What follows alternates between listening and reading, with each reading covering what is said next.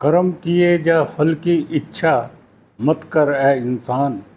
जैसे कर्म करेगा वैसे फल देगा भगवान। ये है गीता का ज्ञान।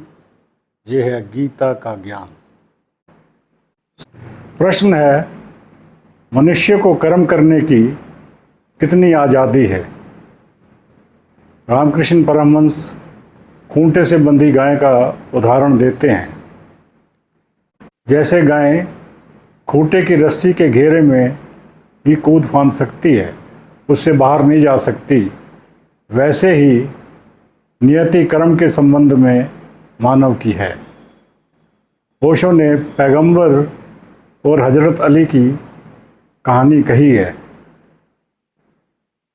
अली ने पैगंबर से पूछा, आदमी की अपनी भी कोई मर्जी है या सब कुछ अल्लाह के हाथ में है। तब प्रॉफिट ने कहा, अपना एक पैर उठा। अली ने अपना बायां पैर उठाया। तब हजरत मोहम्मद ने कहा, अब अपना दूसरा पैर भी उठा। अली बोले, ये तो नामुमकिन है। तब प्रॉफिट ने कहा, बस यही आज़ादी है, या तो तू दायां पैर उठा सकता था या बायां, दूसरा पैर अपने आप बंध जाता। रमेश बालसेकर, जो पिछली सदी के महान अद्वैतवादी थे, वे कहते हैं, आपका जन्म किस माता पिता, किस समाज, किस देश में होना था, यह आपने तय नहीं किया था। जन्म के साथ ही आप अपने जीन्स और बाहर की कंडीशनिंग से बंध गए। गॉड या सोर्स ने आपको बनाया है, ये तो आपकी नहीं, हरी इच्छा हुई। चेलों ने पूछा, हरी इच्छा का सिद्धांत क्या है। तब वो बोले, ये कौन जानना चाहता है। क्या पेंटर से कभी ये जान सकती है कि उसे क्यों बनाया गया। फ्री विल यही है, जो कुछ कर रहे हो करते रहो। सोर्स की यही इच्छा है, क्योंकि करता भी वही है और भोगता भी वही है। रमन महर्षि की ये कोटेशन है, whatever is destined not to happen will not happen. Try as you may. Whatever is destined to happen will happen. Do what you may to prevent it. This is certain.